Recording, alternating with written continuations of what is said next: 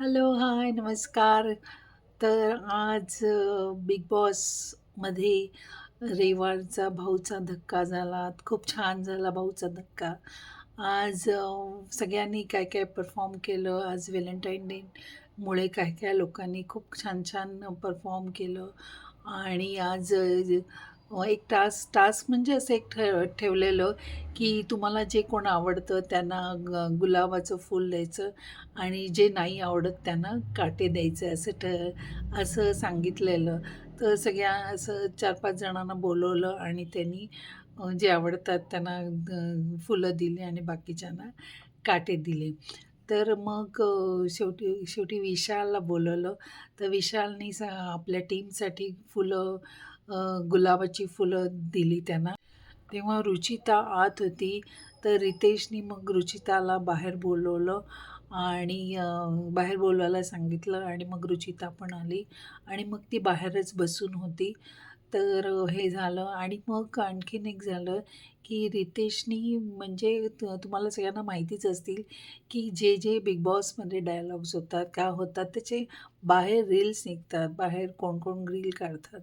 तर त्याच्यातले 2-3 रील्स दाखवले रितेशनी आणि त्याच्यात आपले कॉमेडियन जॉनी लिव्हर आहेत.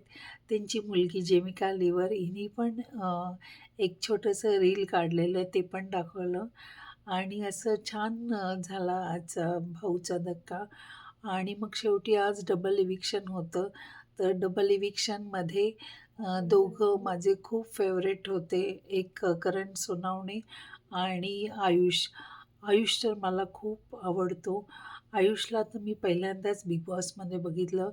पण करण सोनवणेचे आणि फडतरे वहिनी आणि सोनवणे वहिनी यांचे मी खूप व्हिडिओज बघितलेले आहेत. कारण माझा मुलगा त्यांचा फॉलोवर आहे, तर तो मला मध्ये-मध्ये दाखवत असतो. तर मी ते खूप बघितलेले आहेत त्यांचे. पण मला वाटलेलं ते येऊन बिग बॉसमध्ये काहीतरी करतील, पण निराशा झाली. पण ठीक आहे आणि त्यामुळे आयुष पण चांगला पहिले 2 आठवडे मला चांगला वाटला, चांगला खेळतोय.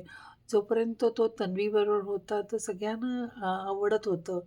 पण नंतर त्याचा गेम खूप स्लो झाला आणि त्याला मध्ये-मध्ये त्याला थोडं बरं पण नव्हतं. त्यामुळे आज ही दोघं बाहेर गेली. खूप वाईट वाटलं. पण ठीक आहे, असं प्रत्येक आठवड्याला कोण ना कोणतरी जातच राहणार. पण ह्यांनी जर काहीतरी केलं असतं बिग बॉसमध्ये, तर हे दोघं नक्कीच राहिले असते. पण ठीक आहे. Okay, bye.